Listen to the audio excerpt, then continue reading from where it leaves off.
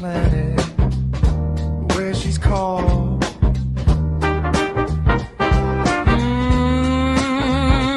She grows wild. She grows wild. Rooted in truth, rising high. She grows wild. Because I found my dad's stash. And so you have the things that's already been implanted from being molested. So I found my dad, I was very curious about sex. Very.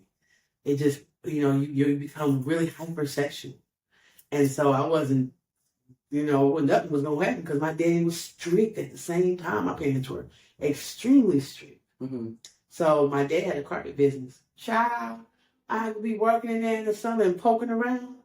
Child, I opened up that damn cabinet full of them chests. And I was like, oh, the holy grail of porn. The mother's witness daddy. Yeah. Porn stash on Fleet Fleet. On Fleet Fleet. Oh, wow. Everything in. Was that supposed to be? Is it supposed to be? Girl, no ma'am. No ma'am. There's a lot they wasn't supposed to do. Well. And they do. You hear me? But by this time, my dad had been kicked out straight for adultery. So, one way. Come on. It's good to me. And she was Mexican.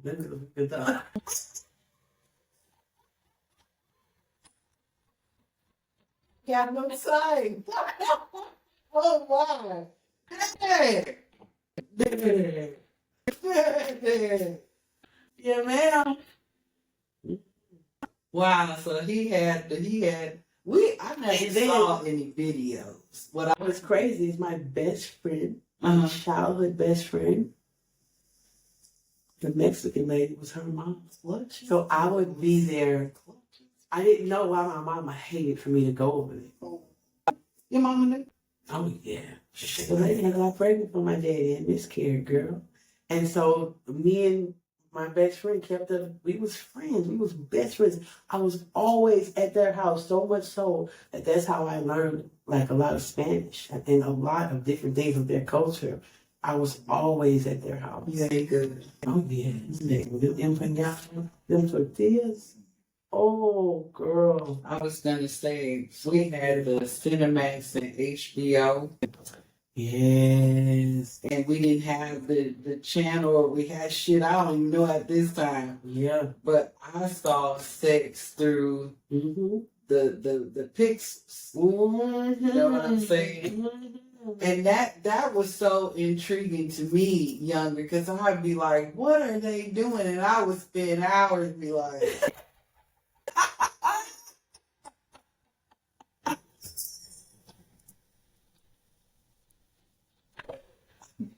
Porn addiction. Yeah. I watched. Yeah. I was like, oh my gosh. Oh, yeah. And even being older now, it's like you almost chasing ecstasy. Yes. Because it was something about that, like, somebody can do that. I think as I probably did that a lot, especially growing up. Trying to figure out who was gonna give it to me. I can do it myself because that looks like that feels great. Yes, it do. Well, they can act their ass off for me. What? They did the Doug Fizzle. You hear me? Yeah, they did. I remember the pixelated images. Wow. So did you watch your dad's porn? Or? Yeah, it wasn't him on there. No.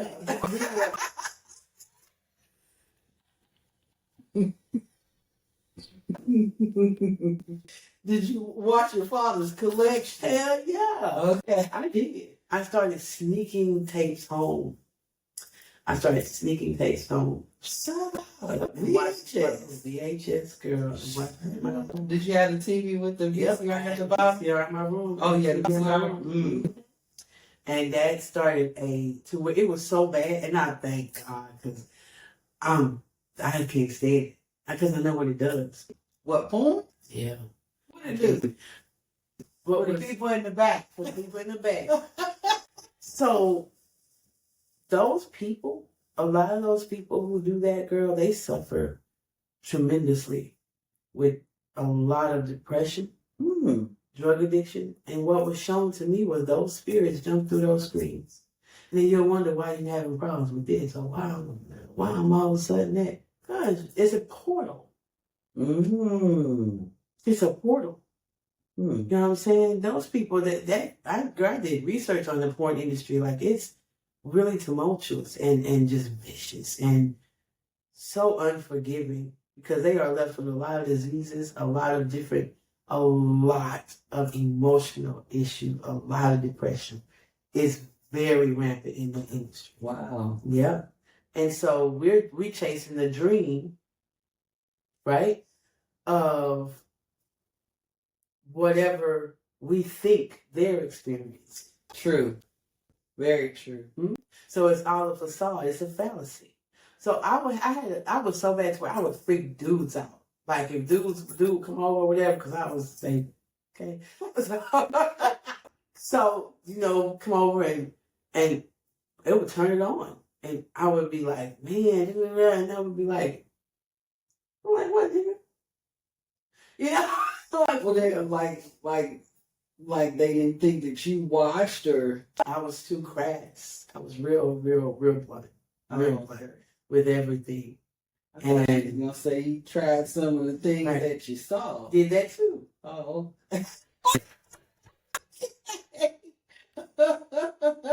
Okay. Great teacher. I'll say that. Well, great teacher. Well, yes, indeed. True indeed. I'm telling you, okay? True indeed. So, girl. So, it would be like, I would be so into watching it, and they would be, niggas gonna turn it on, the dude's gonna turn it on and be like, oh, just to get everything started. Baby, please, get started. Let's watch this. Like glue. Wow. Then they end up saying, man, turn that off. Not yeah.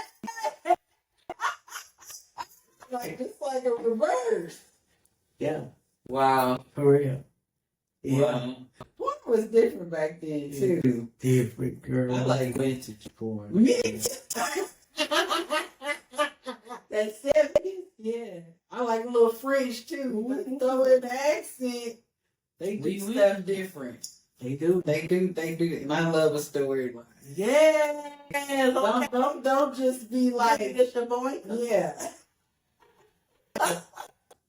Tell me a nice story. I'm a storyteller, yeah. Can we leave it to give us a plot? Walking home, car broke.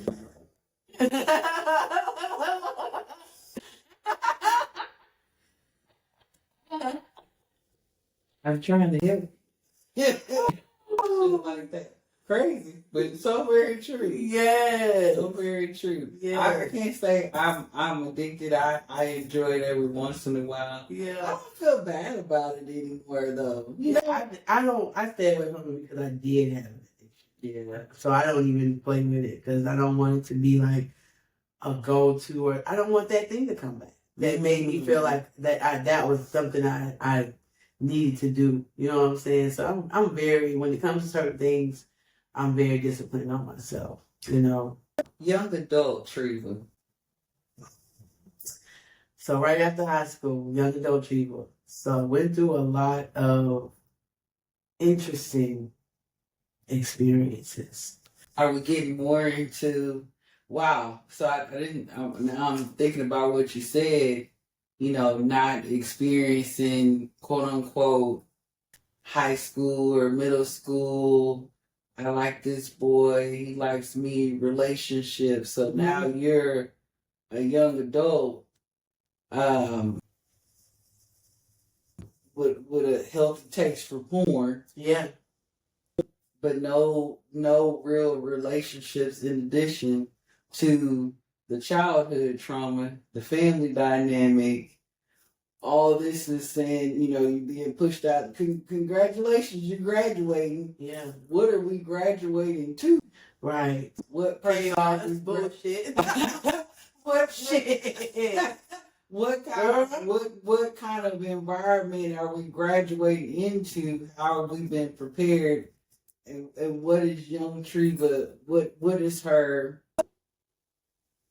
Let me back up. In high school, so I want to show the different dynamic. What is it that you wanted to accomplish when you, like everybody else, got out?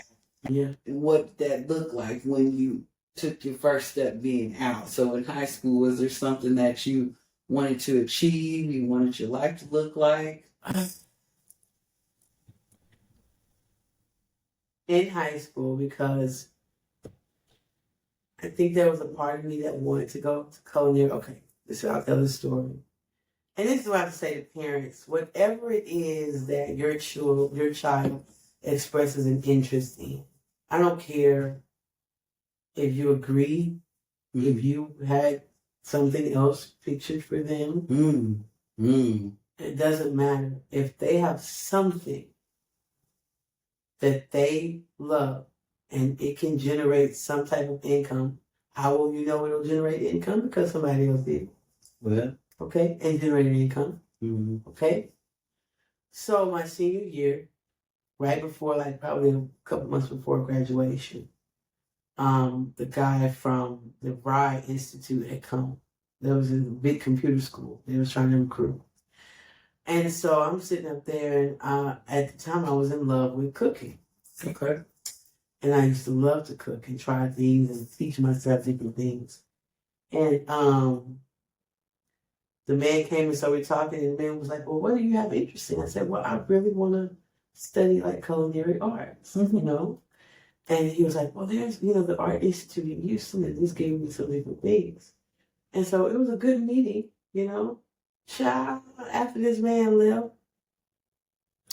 my daddy say, you don't sit there and tell no white man you want to be no dang old cook. What's wrong with you? Like, totally berated me. And, like, it wasn't good enough. Wow. And I did. I did not. And I ended up going to no college until I was in my 30s. Well, no, late 20s. And then I didn't finish. Then 30s, And so he totally crashed my dream. So now my daughter, who is 21, Houston, who's the chocolate chef. Full circle. Wow. Okay. And so last night I made chili for the show. She cut up my stuff and everything, and I cooked the chili. And them damn bowls were so clean it didn't make no sense. It was their action. Okay. And so everybody was like, man, who cooked that chili? I said, the mother of the chef cooked the chili. Come on. That's who made that chili. Wow. It's in me. My main ingredient is love. It always has been. Absolutely. Always. I tell my daughter, I say, if you can't have no right attitude going in the kitchen, don't fix nothing. Yeah. I say, because I ain't eating it. You'll never make me sick with your funky ass attitude. You hear me? And I mean it. It sounds like that it gave you a moment of happiness when you were doing it. It did. Wow. It did. I enjoyed early on. Like I made my own graduation party cake. What? Yep. It was blue and red with this blue and red icing. Make cake. Yes. Oh girl, I love to bake. Really? I'm that baker where you gonna want to bite your fingers by the time it's finished. Come on. It may not be pretty, but it's gonna taste great. Give me a good cake. I take a good normal looking cake over a pretty cake with a bunch of fondant and nasty. You spend $200 and nobody gonna eat it. Why? Because it's nasty but pretty. No. So your dad didn't see the vision. He did not. He was embarrassed. He said I embarrassed him. Oh, you embarrassed him all the way to the bank because they all on TV now. You hear me? Michelin star chef. You hear me? Wow. Early. Very early on. Yep. So Treva steps out into the world. Young Treva. My main goal was I gotta get the hell out of here. Because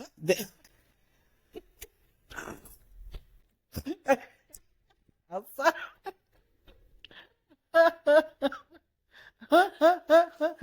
Man, we be serious, don't we? Girl, What? serious. Yes, ma'am. I'm Serious. serious. I'm so serious. Gotta get the fuck up out of here. I had to get the fuck up out of here. I had to fuck up out of here. Yeah. What? Yeah. Nigga goes and there it is so much determination in that statement. Come on. I don't give a fuck. I'm out. I'm out. Soon as Yeah. did. I graduated at 17. I did too. Yeah. Soon as I turned 18, that summer after graduation, I was out. What? I was already working. Yeah. I was working at merry-go-round. Come on. Yes, ma'am. I was great. Girl, let me tell you something. I became my senior year. By the time senior year came and I'm buying my own clothes, doing everything, I was that big chick who was always going to look together. Mhm. She was, I was the shoes, the earrings, the outfits. Like I became a stylist, not knowing what that was, but it was just, I had this knack for dressing people.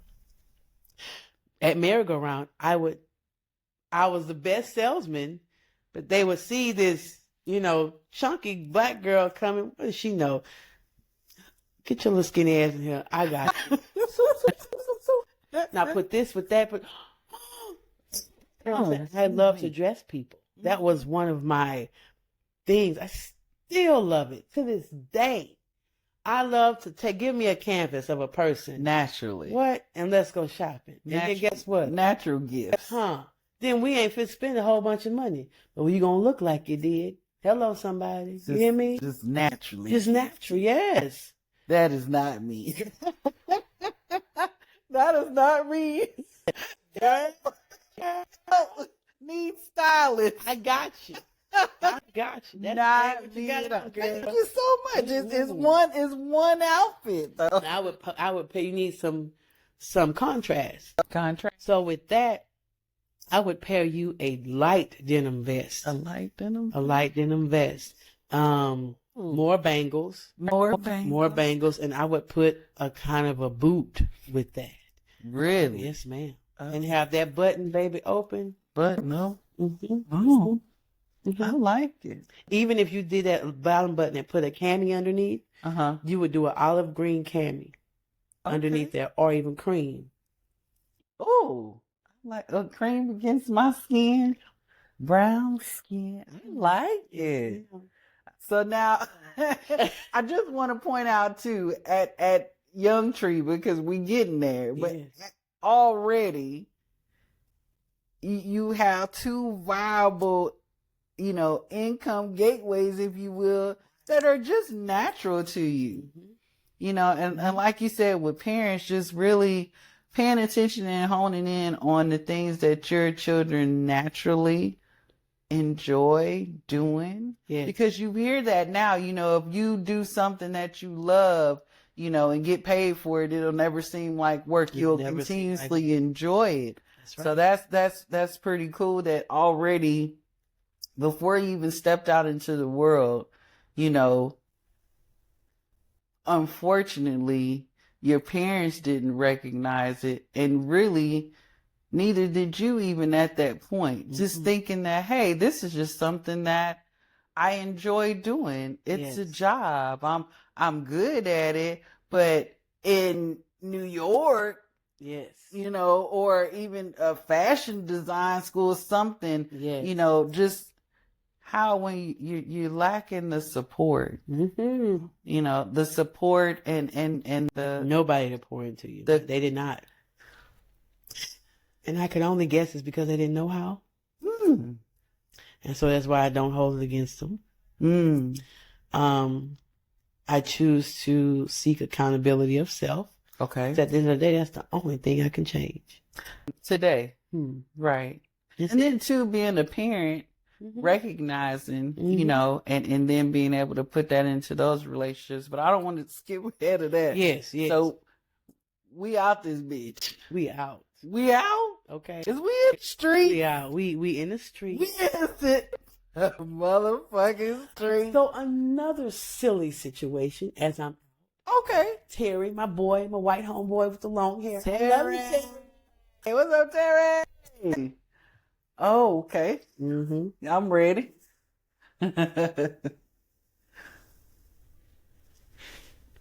Let's see, we're gonna give it another go.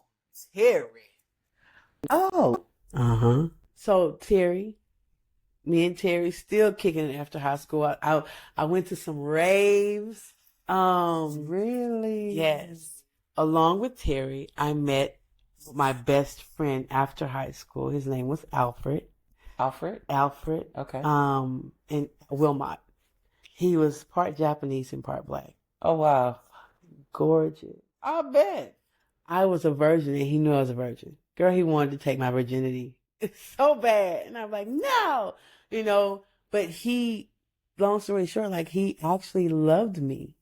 And again, I'm just so girl. And Alfred, we were so close. Like it didn't make sense. We were so close.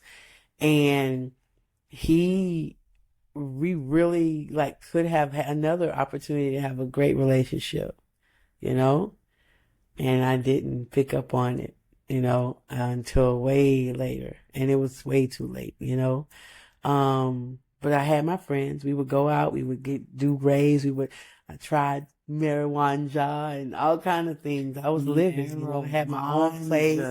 My place was the spot. People would come over. Oh, you had that house. I had that house. It was a spot. We used to have a good time. Mm-hmm. So in the midst of everybody and what ruined everything how it was at 21, I ended up getting with my stupid baby daddy. Oh, you got one of those? 3 of them. I got Get you one. I do. Get you I one. do. I have one of those. And so he was so it was so weird because at that time it was like when somebody showed me they liked me for real, Mm-hmm. I was surprised.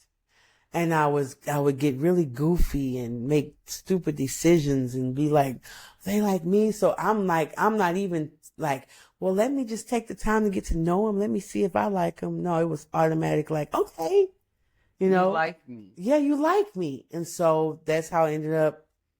First heartbreak, my son, just in that pattern continued for so many years. Mm-hmm.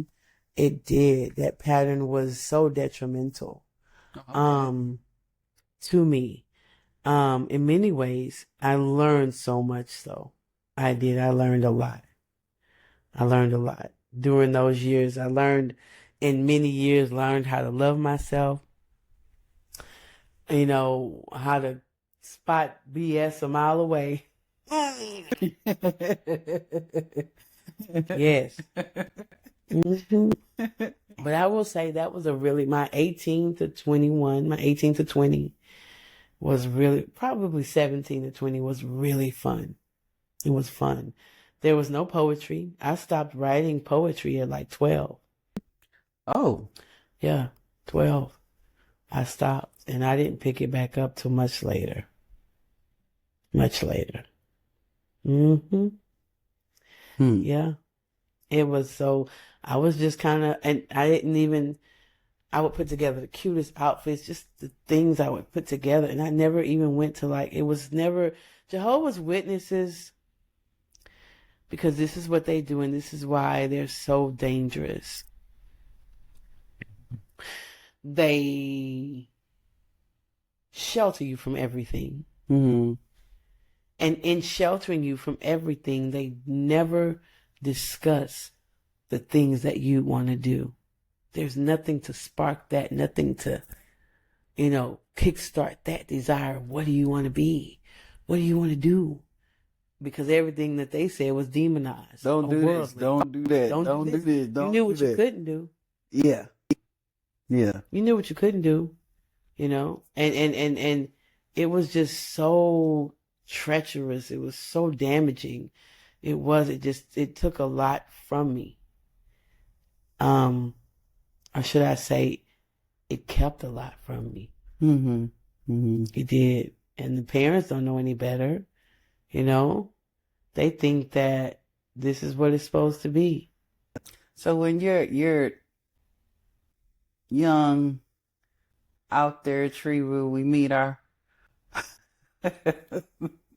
our first children's father and things like that. Are you noticing, you really kind of looking at the world like, I didn't know this, I didn't know that? Yeah. Are you learning the hard way? Yes. Honey, I went literally, I learned the very hard way. Mm. I bumped my head so much so that it was, honestly, life was my true teacher. Mm-hmm. Life was my true teacher. For real, a lot of terrible experiences with crazy people in crazy situations and things. Just, I was a blank canvas. I didn't know anything. I didn't know better on some things. I just did what was around me and I behaved as what was around me. But the core being in me of just being this pure, happy spirit, that's something that really never went away. No matter what I did, and I did a lot, that genuine person that cares for people never went away. My ability to love never went away. It didn't. So, yeah.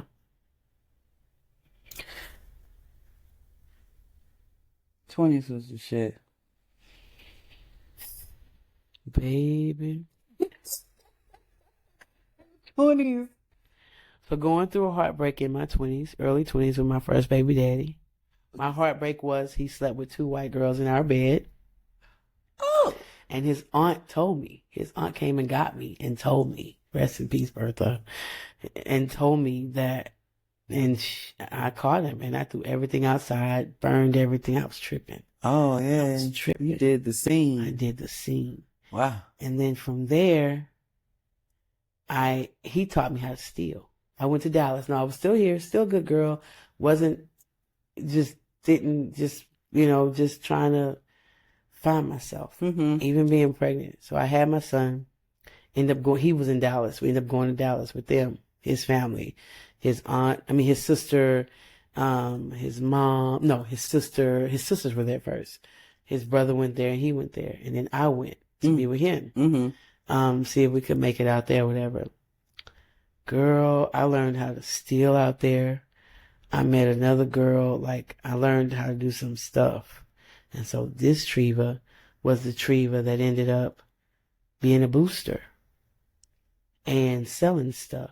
And then breaking up with him, getting with my second baby daddy, got with him, broke up with him, got with a dope dealer from Mississippi.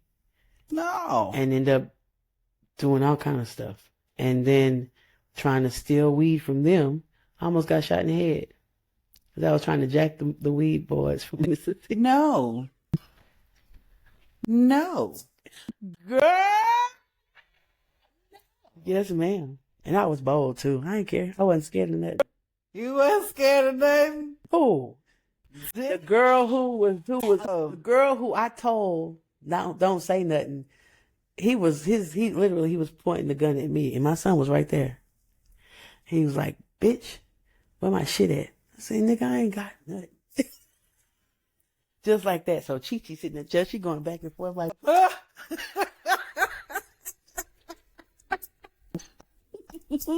I identify with Chi-Chi in this moment. Okay. Girl, Chi-Chi said, no, I'm gonna go get him. I gotta do it. I'm looking at her like, girl, I was supposed to get on the Greyhound with 3 pounds of weed in a diaper bag and go back to Mama. Damn. Yes, ma'am.